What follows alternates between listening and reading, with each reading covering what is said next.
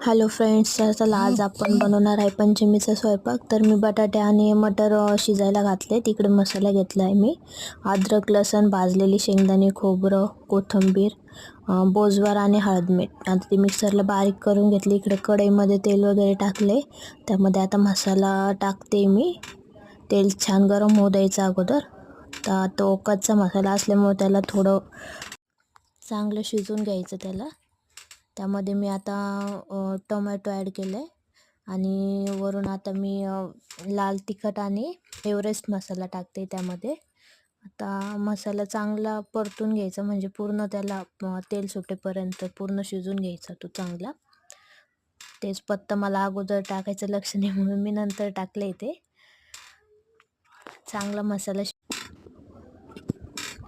आणि इकडे मी खीर पण बनवायला घेतली आहे. तर मी दूध घेतले त्यामध्ये आणि त्यामध्ये थोडेसे तांदूळ ॲड करते मी. आणि आता हे चांगलं शिजून घ्यायचं दोन्ही, दूध आणि आपले तांदूळ चांगले शिजून घ्यायचे. त्यानंतर त्याला मस्त बारीक करून घ्यायचं चांगले शिजल्यानंतर.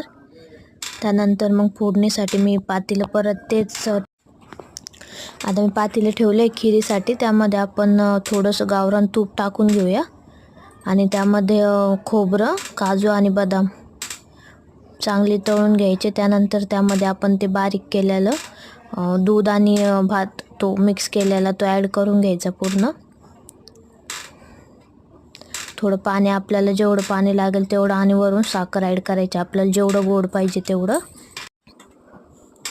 आणि मी त्यामध्ये थोडासा येलो कलर पण ॲड केला आहे, फूड कलर.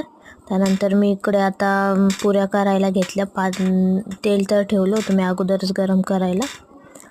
पुऱ्या पण लाटून घेतल्या, कट करून घेतल्यात. इकडे खीर पण बघा आपली किती छान झाली.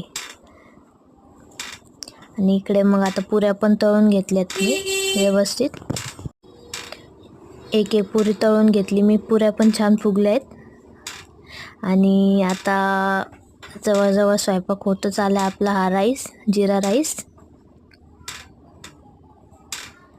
त्यानंतर ही भाजी आपली वाटाण्याची, बटाट्याची, ही खीर आणि ही आपली पुरी.